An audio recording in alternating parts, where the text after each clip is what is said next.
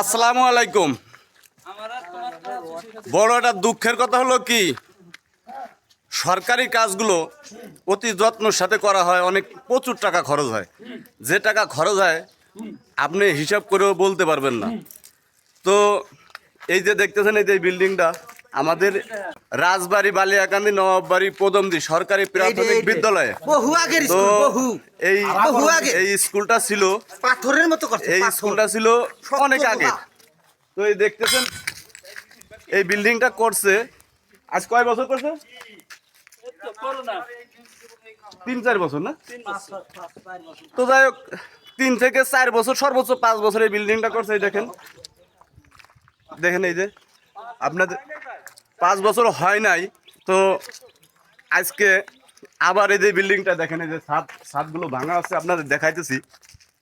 আপনারা দেখেন এই যে ছাদগুলো আর ভাঙা হইতেছে, নতুন গড়াচ্ছে। এরপরে আবার মানে আরেকতলা উঠবে।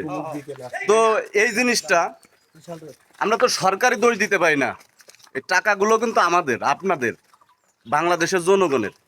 তো দেখেন, যখন এই কাজটা করে, যখনই যে এই কাজগুলো করে, তখন যদি এলাকার জনগণ কিংবা সরকারি যারা আছে যে আপনারা কাজটা এত দূর এতভাবে করে, আমি মানে এরা টার্গেট নিয়ে যদি করতো, তাহলে আর আমাদের এতগুলো টাকা খরচ হইতো না, এতগুলো টাকা ডোনেশন দেওয়া লাগতো না, লস হইতো না। এটা তো আমাদের লস। তো সরকার তো আমাদের ট্যাক্স নিয়েই, আমাদের কাছ থেকে, আপনাদের কাছ থেকে টাকা নিয়েই এই কাজগুলো করে। তো এই কাজগুলো ভুল করার আগে যদি সুখ সাধন করে কাজগুলো করে, তাহলে আর এই টাকাগুলো ডনেশন হয় না।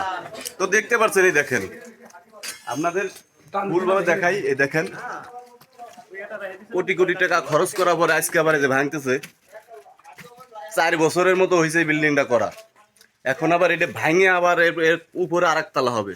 তো এইটা ভাঙা করার কি দরকার ছিল, আর ভাঙার কি দরকার ছিল? এইটা তো আগে থেকেই যদি করতো। দেখেন এই যে ভাঙে ভাঙে দেখেন কি অবস্থা, দেখছেন? এই দেখেন। তো চলেন দেখাইতেছি আপনাদের, দেখতে থাকেন। এটা তো সরকারেরও দোষ দেওয়া যাবে না।